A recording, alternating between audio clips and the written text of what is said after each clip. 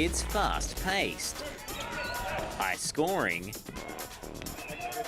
it demands good teamwork and a strong set of skills.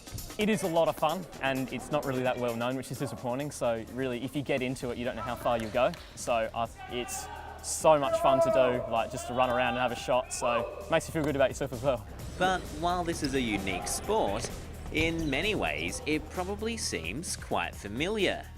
Players have to bounce the ball like in basketball, run and pass like in netball, and score in goals at either end like in soccer.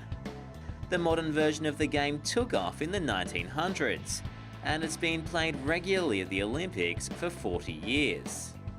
This is the Australian Championships, where state teams compete to be the best in the nation. But it's not just senior teams competing.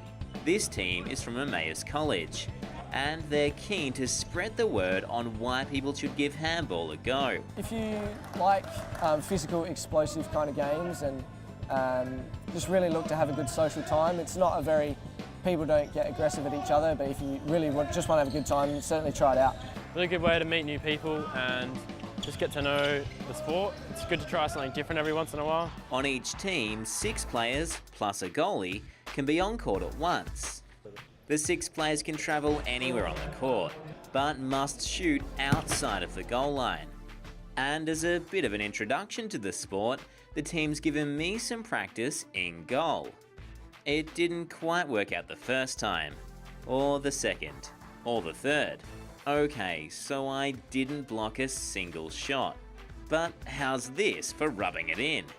I've definitely got a lot to learn, but Chris is happy to tell me about some of the finer points of the game. It's a lot smaller than like a basketball per se, because it's a lot easier to throw and be able to get your hands around it, and that obviously makes it easier to play the game as well. And also, it's usually the balls are a lot slightly more deflated, so then you're able to get your hand around the ball and make a proper shot, because if it was firm, then it'd be a lot harder to grip and a lot harder to control. Chris and the other guys in the team play handball at school. In Europe it's pretty big, they have big clubs and stuff, and there are some really good players, but in Australia it's not very big, which is disappointing.